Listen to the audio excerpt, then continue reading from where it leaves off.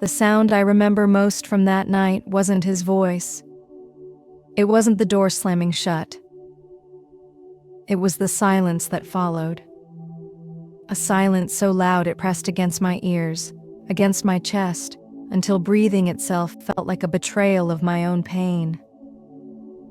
My husband stood at the doorway, holding my suitcase like it was trash he had finally decided to throw away. The yellow light from inside the house spilled onto the ground, stopping right at my feet, like even the warmth of that home refused to cross the line with me. "Take this," he said. No emotion, no hesitation, just finality. I looked at his face, searching for the man I married. The man who once wiped my tears with trembling hands. The man who promised me, "As long as I breathe, you'll never be alone." But that man was gone. In his place stood someone else, someone cold, someone impatient, someone who had already erased me from his future. "Where will I go?" I whispered. He shrugged. That shrug hurt more than any slap ever could. "You should have thought of that before," he replied, already stepping back inside. The door closed. Just like that. No conversation. No chance to defend myself. No chance to even understand what crime I had committed. I stood there for several minutes, staring at the door, convinced it would open again. That he would come back, say this was a mistake, tell me to come inside. But it never did. The night air was sharp, cold enough to make my hands tremble, not just from the temperature, but from fear. I dragged my suitcase down the stairs, every step echoing like a reminder that this was real. Neighbors' windows were dark. The world slept peacefully while my life collapsed in silence. I checked my phone. 2% battery. I opened my banking app, already knowing what I would see, but hoping, foolishly, that maybe I was wrong. Account restricted.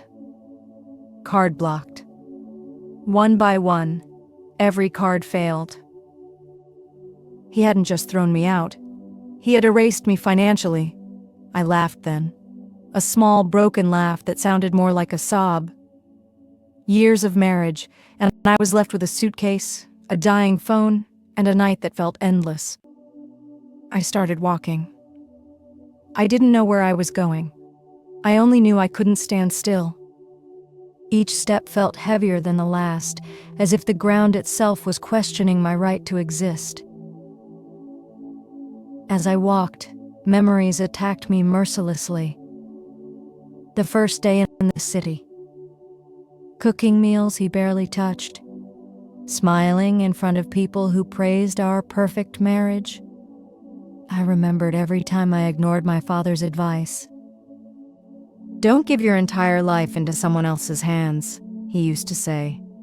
"Love should not cost you your independence." I had thought love meant sacrifice. Now I knew. Love without respect is a prison. By the time the sky began to lighten, my feet were sore, my eyes burned, and my heart felt like it had aged 100 years overnight. I sat down on a cold metal bench near an old bus stop. Cars passed by, people heading to work, to purpose, to lives that still made sense. I hugged my suitcase like it was the only proof that I still existed. That's when panic truly set in. No money, no home, no one to call. I opened my bag, searching desperately. Lip balm, old receipts, a broken pen, anything that could ground me. Then my fingers touched something firm. Plastic. I froze. Slowly I pulled it out. An old card. My father's card. Worn edges. Faded numbers. A lifetime ago. My breath caught in my throat. I hadn't thought about that card in years. After my father passed away, I kept it out of sentiment, not hope. He had given it to me once and said, "Keep this, just in case life ever turns its back on you." At the time, I smiled politely. Now, tears streamed down my face. "Baba," I whispered, holding the card like a lifeline. I didn't know if it worked. I didn't know what it held. I only knew one thing. This card was the last door left unclosed, and I was about to knock. For a long time, I just sat there, staring at the card in my trembling hands. It felt heavier than it should have, as if it carried not just plastic and numbers, but years of my father's silence, his sacrifices, and the truths he never explained. People passed by the bus stop, rushing toward their mornings. No one noticed the woman sitting there, holding a worn card like it was a relic from another life. I turned it over again and again. The name printed on it made my chest tighten. My father's name. I could almost hear his voice, calm, steady, never raised. The world is not always kind to women who trust too much. One day, you might need something that doesn't depend on anyone's permission. Back then, I thought he was being dramatic, old-fashioned, overprotective. Now I wondered if he had seen this night coming long before I ever did. My phone buzzed weakly. 1% battery. I opened the map, searching for the nearest bank branch. My fingers hesitated over the screen. What if this card no longer worked? What if the account was empty? What if I walked in and embarrassed myself in front of strangers? The thought of standing at a counter, desperate and exposed, made my stomach twist. But fear is a luxury you cannot afford when you have nothing. I stood up, slung my bag over my shoulder, and began walking again. The bank building appeared ordinary from the outside.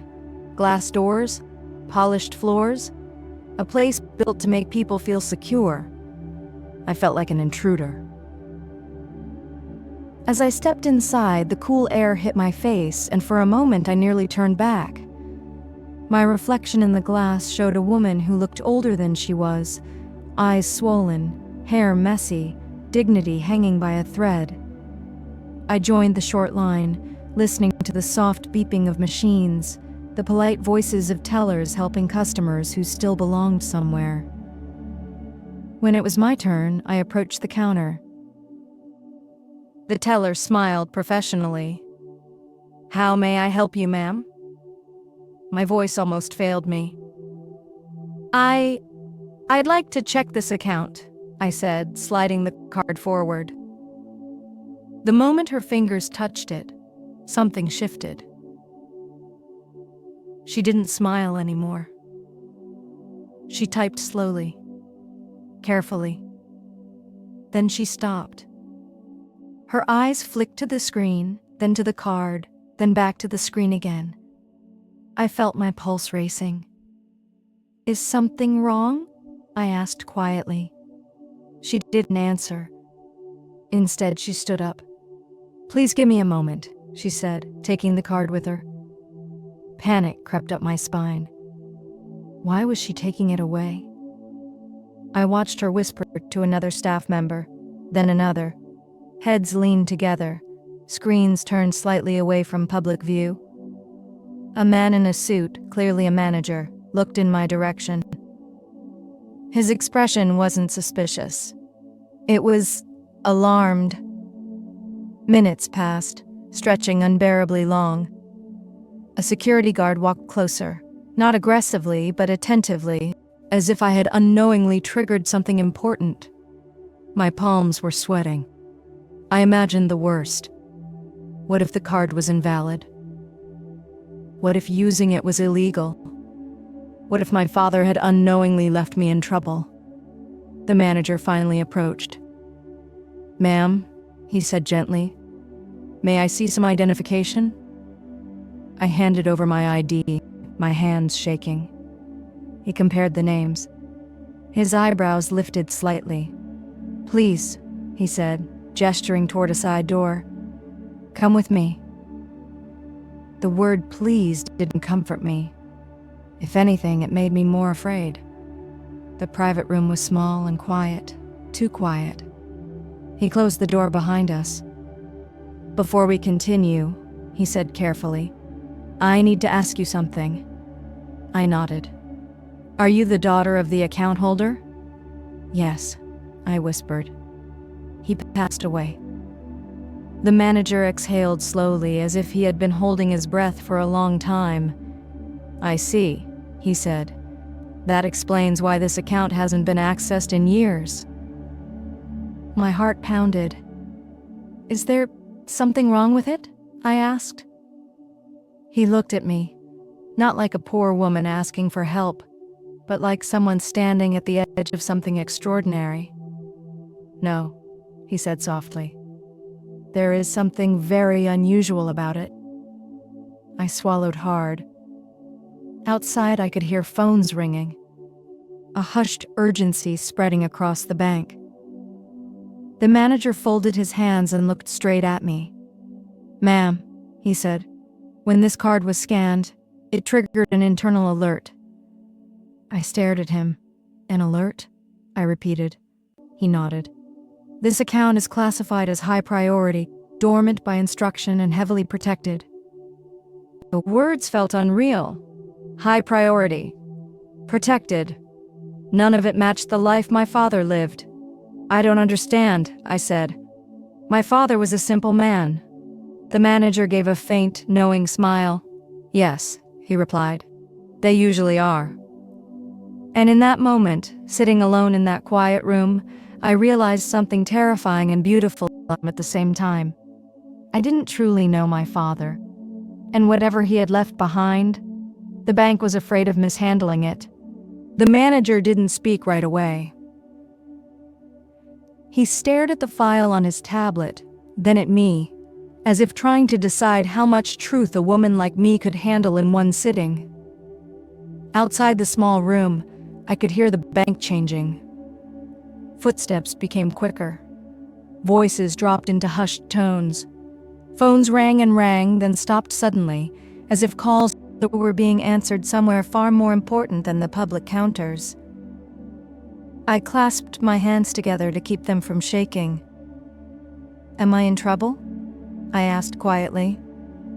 The manager looked up immediately. "No," he said firmly. "Absolutely not."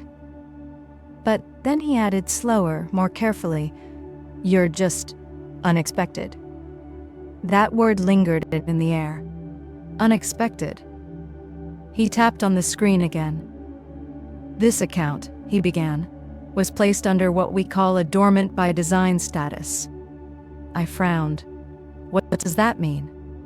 "It means," he explained, "your father instructed the bank that this account was not to be touched, marketed, or even casually reviewed unless one specific condition was met."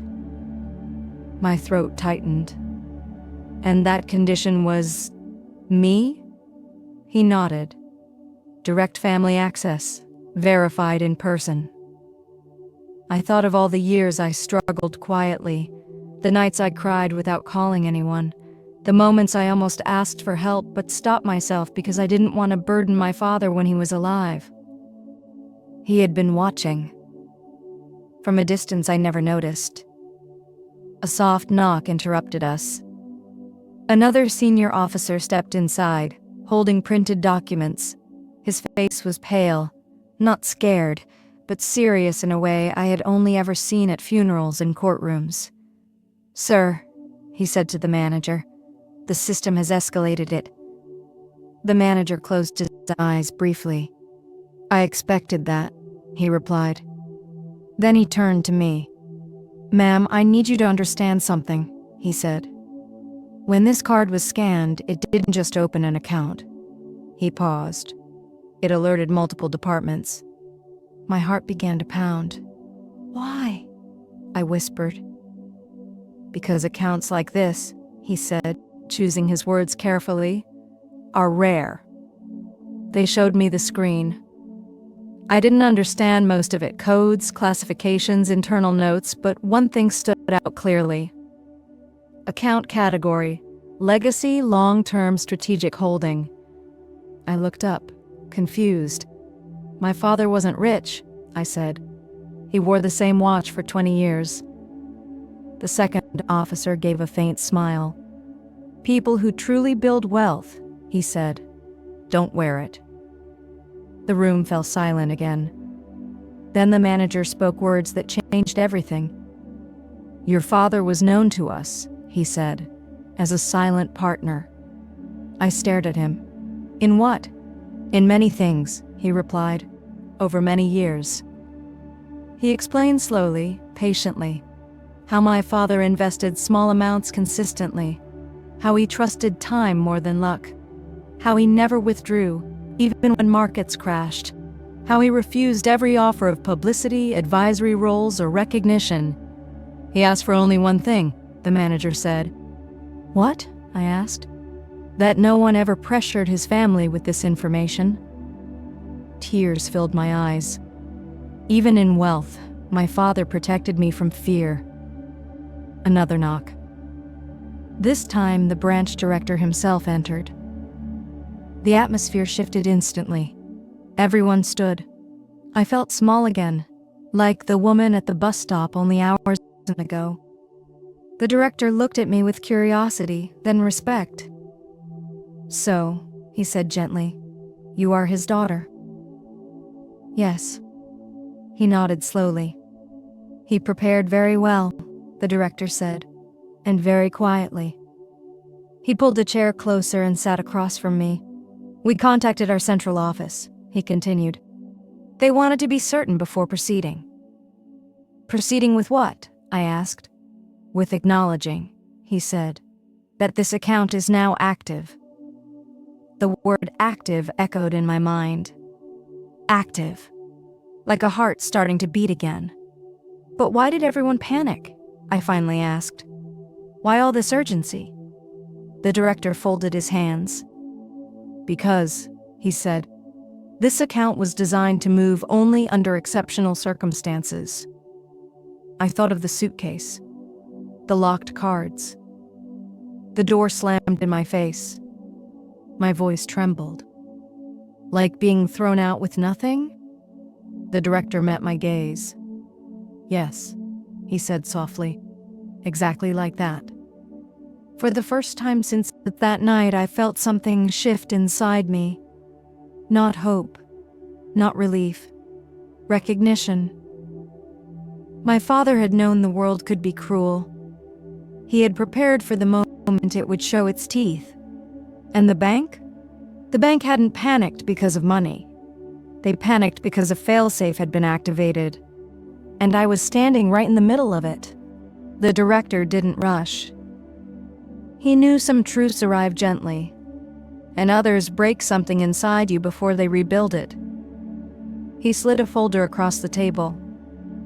It was thick, heavy, like it carried years of my father's life between its pages. "Before you open this," he said quietly, "I need to explain one thing." I looked up at him. "Your father structured this account in layers," he continued. "Not to hide money, but to protect the person who would eventually receive it." My fingers hovered over the folder. "That person," he added, "is you." Inside were documents I barely understood at first. Statements, timelines, handwritten notes that had been scanned into the system. But then I saw the numbers. My vision blurred. I blinked, then blinked again. Surely I was mistaken. I looked at the manager. "These can't be correct," I whispered. He nodded slowly. "They are." The amount wasn't just large. It was unreal. This wasn't a savings account. This was a lifetime of discipline, patience, and foresight, quietly compounding while I lived a life where I counted coins before grocery shopping. I felt dizzy. "I don't deserve this," I said automatically. The director leaned forward. "Your father would disagree." They explained how the funds were divided: long-term holdings, emergency liquidity, protected reserves.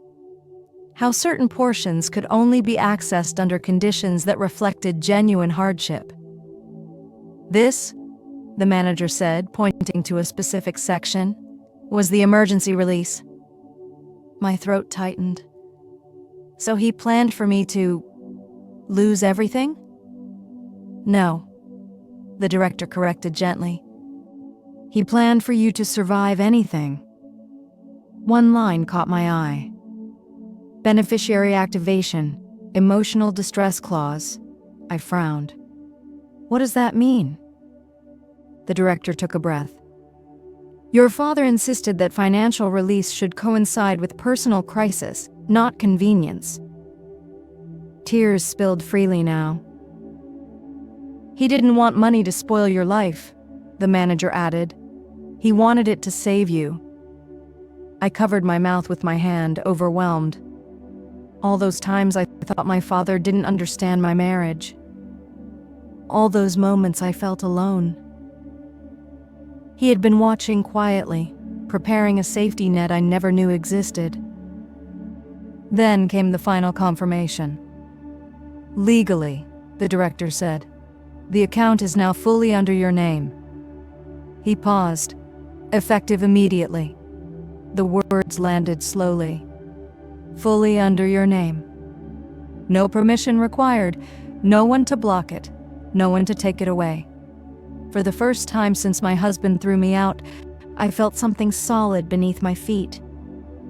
Control. The manager slid another paper toward me.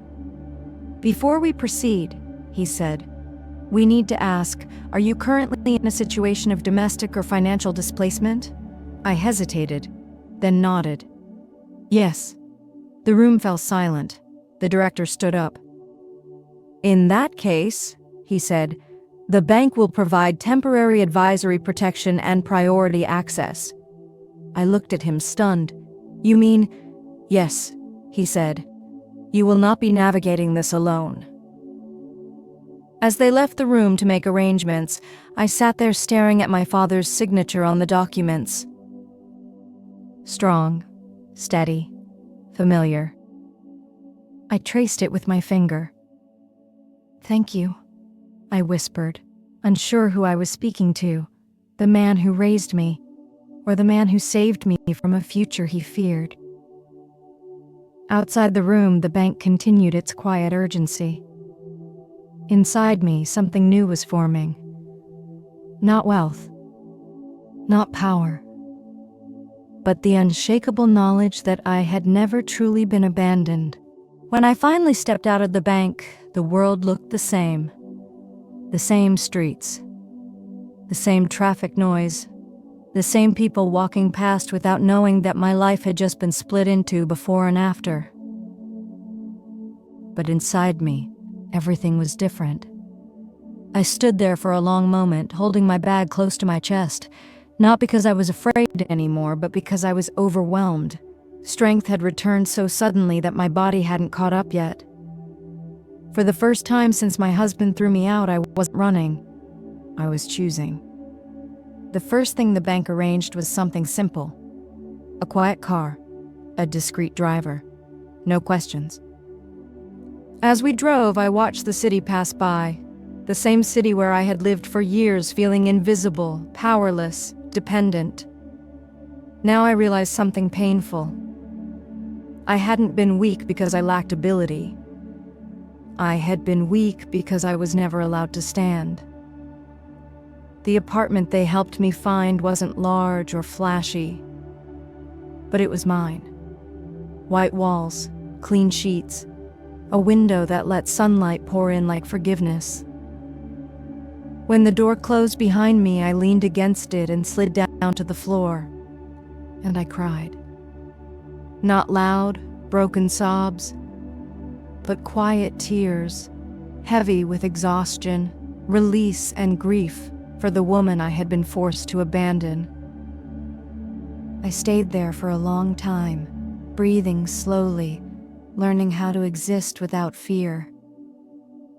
That night, I slept without listening for footsteps, without checking my phone in panic, without wondering what mood he would be in. In the morning, I woke up and realized something shocking. Peace has a sound, and it is silence. Over the next few days, I did small things. I bought groceries without counting every coin. I chose fruit I actually liked. I cooked meals just for myself and ate them while sitting down. Every action felt rebellious. Every decision felt like a declaration. I wasn't surviving anymore. I was reclaiming. The bank assigned a quiet advisor, not to tell me what to do, but to remind me that I now had options. "Take your time," she said gently. "Nothing needs to be rushed." I appreciated that more than she knew. Because for years my life had been dictated by someone else's urgency, someone else's control. Now, time belonged to me. One afternoon, I found myself unpacking my suitcase, the same one my husband had thrown at my feet. Each item felt symbolic. Clothes I wore to please others. Shoes that had walked through pain. A scarf my father once complimented. At the bottom of the suitcase, I found an old photo. Me and my father. I was smiling freely without restraint. I pressed the photo to my chest. "I'm safe now," I whispered. That evening, my phone buzzed. A message from an unknown number. No greeting, no apology, just one line. "Where are you?" My hands didn't shake. My heart didn't race. I stared at the screen, then placed the phone face down on the table. For the first time, I didn't feel obligated to answer. Because safety had changed me. And soon, strength would speak for me. The message stayed on my phone for a long time. "Where are you?" No apology, no concern.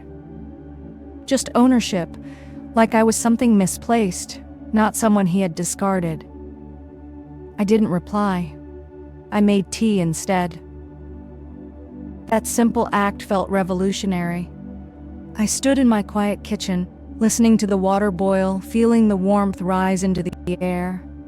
This space didn't carry his anger, his rules, his silences. No one here expected me to explain myself. Still, a part of me felt the past stirring. Because when someone has controlled you for years, their voice echoes long after they're gone. The calls started the next day. Missed call. Another. Then silence. Then again. I watched the screen light up and fade like a test of my will. By the third day, the messages changed tone. "We need to talk. This isn't how adults handle things. You're embarrassing yourself." I almost laughed. For years, I had bent myself into silence to keep the peace. Now, my absence was the noise he couldn't control. The advisor from the bank called that afternoon. "Would you like us to route communication through legal channels?" she asked calmly. The idea that I had support, real support, was still unfamiliar. "Yes," I said after a pause. "But not yet. Not yet." Because part of reclaiming my life meant facing him, not as his wife, not as his dependent, but as myself. We agreed to meet in a public place. A cafe filled with afternoon light and quiet conversations. When he walked in, I barely recognized him. His shoulders were tense. His confidence, once so loud, had shrunk into something uncertain. He looked around before spotting me. I didn't stand. I didn't rush. I didn't smile. I waited. He sat down across from me, forcing a familiar expression onto his face. "This didn't have to get so dramatic," he began. I stirred my tea slowly. "Dramatic?" I repeated. "You disappeared," he said. "You made things complicated." There it was. Still no acknowledgement of the night he threw me out. Still no responsibility. "I was worried," he continued quickly. "You had nothing, no money, no place to go." I looked up at him then. "And whose fault was that?" I asked softly. He looked away. He leaned forward, lowering his voice. "Let's fix this," he said. "Come home. We'll forget everything." Home. The word tasted bitter. "I don't live there anymore," I replied. His jaw tightened. "Don't be emotional," he said. "You always overreact." I felt something settle inside me. Clarity. Then he asked the question that revealed everything. "How are you managing?" he asked casually. I met his eyes. "I'm managing just fine." His pupils shifted. He knew. He didn't know how. But he knew something had changed.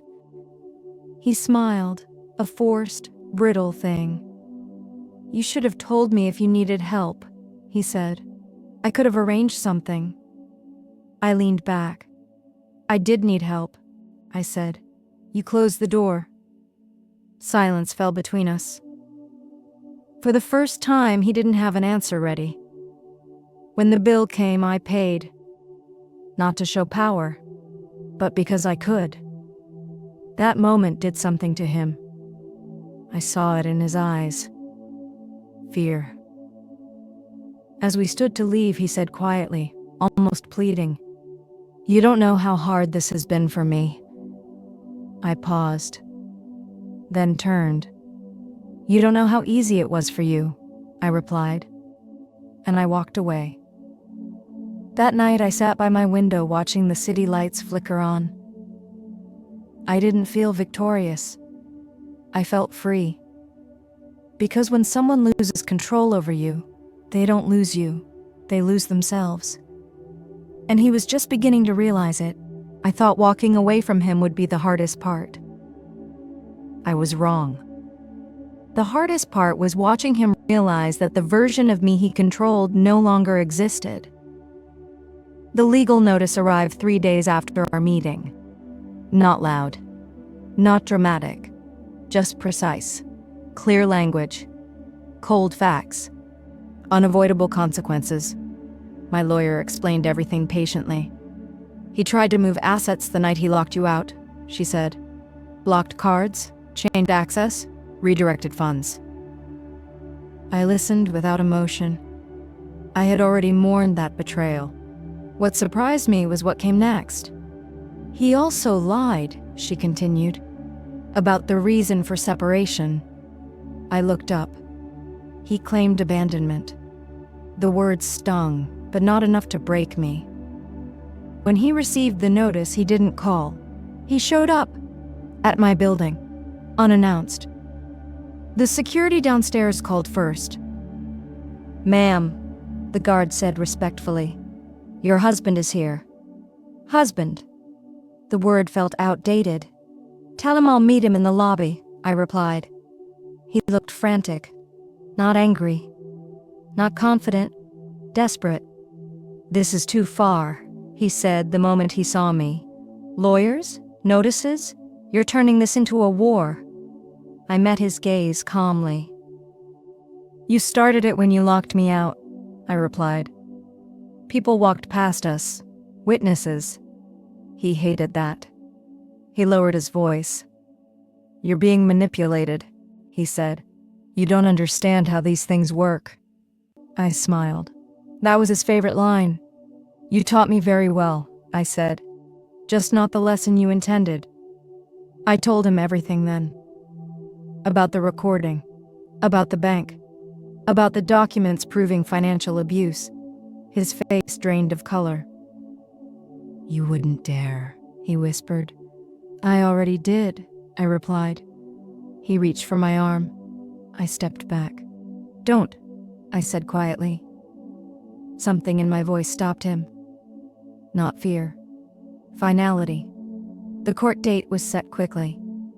He tried to delay, tried to negotiate, tried to rewrite history. But facts are stubborn things. And this time I had proof. In the courtroom, he avoided my eyes.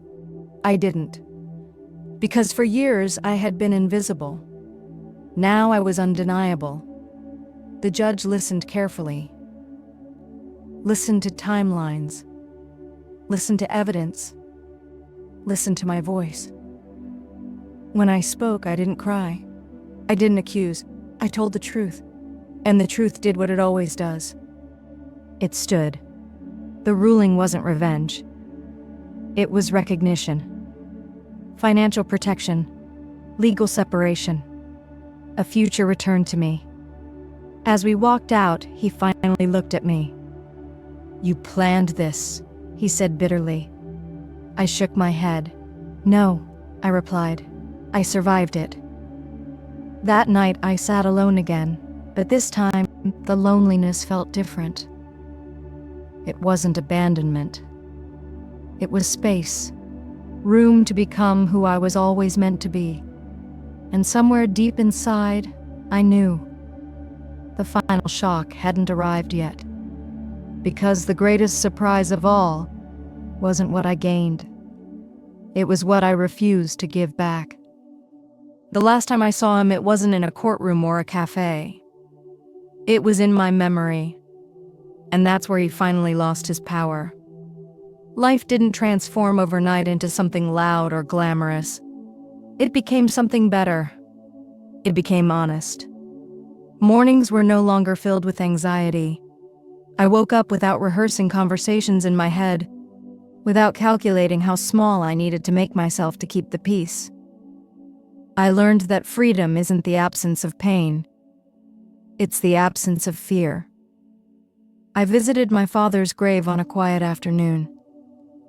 No flowers, no audience. Just me and the truth I had finally learned. "I didn't understand you," I said softly. "I thought you were distant." I sat there for a long time. "I see it now," I continued. "You weren't cold. You were careful. He hadn't taught me wealth. He had taught me preparation. I began to rebuild my life, not to impress anyone, but to honor the woman I had become. I took classes I once postponed. I invested time in my health. I supported women who whispered stories that sounded too familiar. And every time I helped someone stand back up, I felt my father's legacy moving through me. Quiet, steady, unbreakable. One evening, my phone buzzed again. A message I never expected. "I hope you're happy." I stared at it for a long time. Then I typed one word. "I am." And for the first time in my life, it wasn't a defense. It was a fact. The bank had panicked the day I used my father's old card. They feared missteps. They feared consequences. They feared waking something powerful. But the real shock wasn't the money. It was the woman who stood up after years of silence. I learned this. People who try to control you are terrified of your independence. People who abandon you are often running from themselves. And sometimes the help you need doesn't come loudly. It waits, patiently, until the moment you finally choose yourself. I once believed being thrown out was the end of my life. Now I know it was the door that finally opened.